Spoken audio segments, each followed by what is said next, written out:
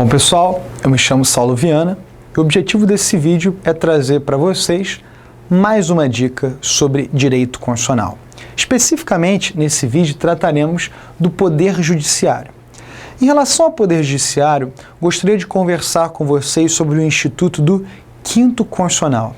Esse Instituto do Quinto Constitucional, ele é direcionado aos tribunais de justiça dos estados, aos tribunais regionais federais, bem como, a partir da Emenda Constitucional 45 de 2004, também ao Tribunal Superior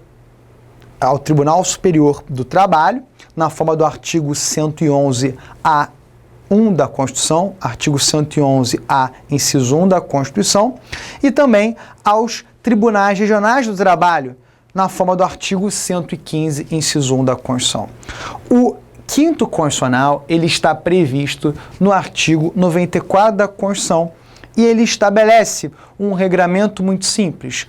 1/5 das vagas dos tribunais de justiça, dos tribunais regionais federais e agora também ao TST e aos tribunais regionais do trabalho serão ocupadas por membros do Ministério Público com mais de 10 anos de efetivo exercício, ou ainda ocupado por advogados com notório saber jurídico, reputação ilibada e mais de 10 anos de atividade profissional.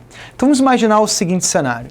Vamos imaginar que, de forma hipotética, o Tribunal de Justiça do Rio de Janeiro tenha 100 membros.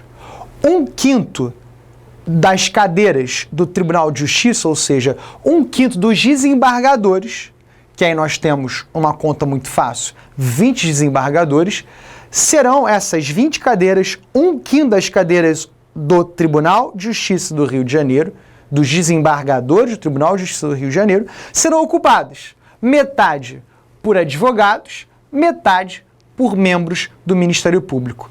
Como é que se dá esse cenário, Saulo? Muito simples, pessoal. É como se as cadeiras, essas 20 cadeiras que eu, nesse Tribunal de Justiça hipotético, como esse 1/5 das cadeiras do Tribunal de Justiça do Rio de Janeiro, por exemplo, tivessem etiquetas. 10 delas etiquetadas como OAB e 10 delas etiquetadas como Ministério Público. Como assim? Você está me dizendo, Saulo, que será possível que um advogado que não submeteu a concurso público para o cargo de magistrado, ele irá assumir diretamente a condição de magistrado em segundo grau sem passar por um concurso público específico? Exatamente. Você está me dizendo, Saulo, que um promotor de justiça, ele irá ocupar o cargo de desembargador, de juiz em segunda instância, ele será automaticamente entendido como desembargador sem submeter a concurso público específico para tal? Exatamente. Como é que se dá esse processo, Saulo? Muito simples. Primeiramente, o órgão de representação de classe vai elaborar uma lista sêxtupla. Como assim? Vamos imaginar que uma dessas cadeiras do Quinto Constitucional é ocupada por um advogado, um ex-advogado, um desembargador ex-advogado que vem a falecer. Quando ele vem a falecer, essa vaga fica ocupada. Beleza. E como é que se dará esse preenchimento? Muito simples. O órgão de representação de classe, nesse caso, a OAB, elaborará uma lista sêxtupla. Ela escolherá 6 nomes daqueles que ela entende dentre os advogados com mais de 10 anos de efetivo exercício na função e com notório saber jurídico e reputação ilibada, esses 6 nomes que ela entende mais capazes, mais aptos ao exercício dessa função de desembargador do Tribunal de Justiça do Rio de Janeiro.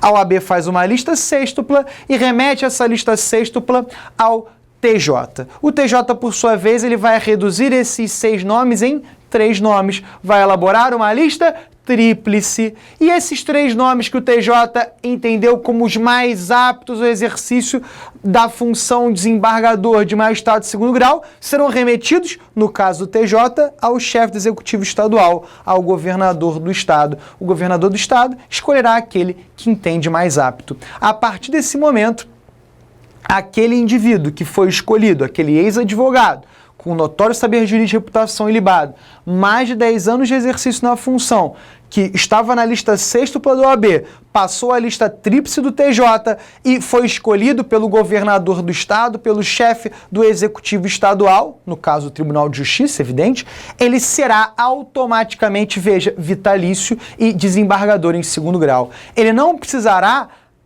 exercer 2 anos da magistratura para adquirir a chamada vitaliciedade, garantia funcional essa prevista no artigo 95, inciso 1. Ele será entendido como automaticamente vitalício, automaticamente terá essa garantia funcional de independência do magistrado.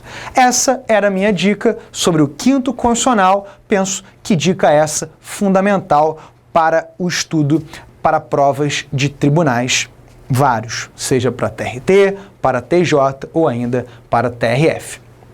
E assim eu me despeço, espero você numa próxima oportunidade.